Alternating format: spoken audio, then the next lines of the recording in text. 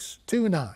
Now, for more on all of this, I'm very pleased to welcome here to the anchor desk conservative strategist Christopher Metzler. Chris, it's great to have you here tonight. Thank you, JD. Pleasure to be here. Now, I tell you what, that Trump speech came on at a time of night. It was a little later than usual on the East Coast. A lot of people haven't seen a lot of it, so why don't we take a look at some of it? He was in West Bend, Wisconsin last night, basically a short distance away from Milwaukee. We saw the violence, the riots in Milwaukee, and here is the way Trump addressed that last night in West Bend, Wisconsin. Good.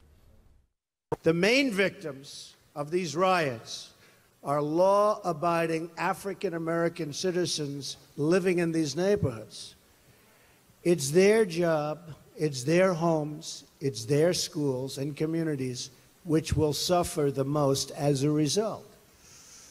There's no compassion in tolerating lawless conduct for anyone. You know, Chris, you hear that, and it's succinct. It boils down the message. Do you think it reached African Americans in Wisconsin and elsewhere? Oh, absolutely. I think the interesting thing here that I absolutely loved about the way that this was delivered is it was clear law and order is important to everyone. This is about the people, it's about the police, it's about the community. And look, if in fact what you have is this lawlessness, it is your community that's suffering. That's not the ultimate outcome. That's not what we're looking for. So I think, in fact, it did reach a number of African Americans.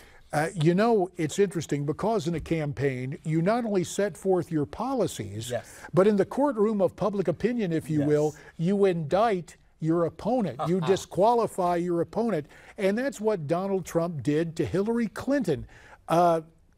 As a matter of fact, Hillary's got a past record. She doesn't need Donald Trump to show this off. Do you remember the infamous appearance on a radio show? We'll just watch what went down earlier this year during the primary season. Yes. What's something that you always carry with you? Hot sauce.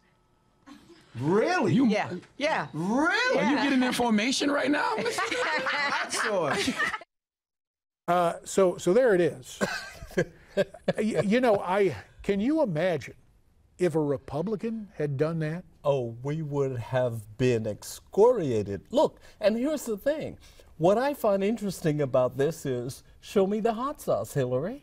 Where is it? You carry it in your purse. And then they say to her, you know this can be seen as pandering. Her response, is it working? That was her response. So clearly, in this particular case, what Trump did last night was he asked directly for the African American vote. He specifically asked for it, which I think that as a party we have to do more and more of. Well, let's go to what he had to say last night in terms of promoting himself and his policies to the African American community and taking rhetorical aim at Hillary Clinton. Here he is. The narrative has been pushed aggressively for years, and now by our current administration and pushed by my opponent, Hillary Clinton, you know, is a totally false one. You know that. The problem in our poorest communities is not that there are too many police. The problem is that there are not enough police.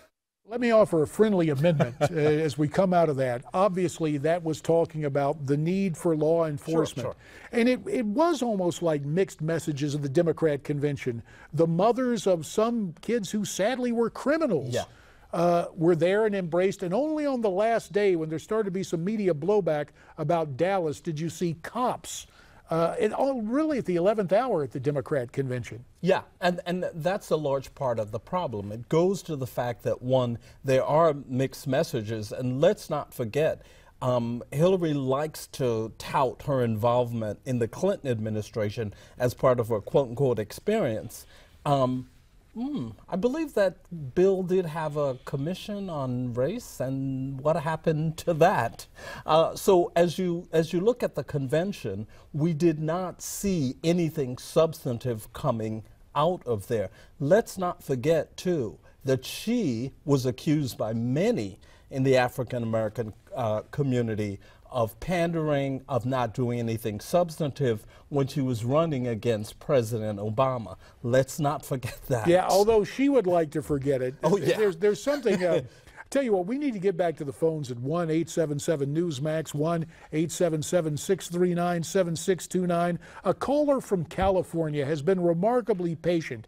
Don is on the line from Selma, California. Now, Don, as I understand it, because we were talking about voter fraud earlier in the program, you say you've witnessed it firsthand?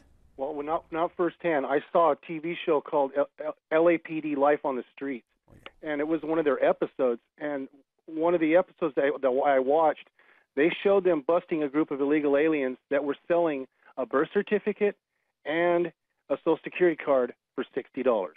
So, okay, we got that straight now. You saw it on episodic television, but it was a documentary, and that was part of what's going on. And thanks for filling us in, Don, and setting me straight. I misunderstood, but I don't misunderstand what's been happening. And here's the thing, Chris. Yeah. When you have identity theft and when you have illegals coming in, it's undercutting jobs in the African-American community. Yeah, absolutely. So it is undercutting a number of jobs in the African-American community. You look at the unemployment rate of African-Americans, and I go back to the fact that that unemployment rate has risen under the first black president. And so also, if you look at kind of the conversation relative to unemployment, I don't see anything substantive coming out of Clinton on this issue. I think what Trump clearly indicated was the way to really get jobs and the way to really do the things that you want to do is empowerment through business and through business development. You know, I always like to say, teach a man to fish and you lose a Democratic voter. Little change on the old political proverb there. But, you know, really, with about 30 seconds left, Donald Trump, he's made money. He's not ashamed of wealth. Right. Used to be, I actually heard from some consultants, don't use the term wealth. Voters don't react to it. But he's comfortable being who he is. Right. And it seems, regardless of the community you're in, you see a guy like that, you go, hey, he's successful. I'd like to have part of that success. Absolutely. And so there is a model of success from which to follow and emulate. Christopher Metzler, we're so glad to have you here My tonight. pleasure, Hope you'll JD. come back and see us. Absolutely. Appreciate your take on everything. Thank you. That will do it for tonight. We appreciate your time spent with us, and we will be looking for you tomorrow night at 8 o'clock Eastern. Till then, stay brave, stay free, stay tuned, and thanks for watching.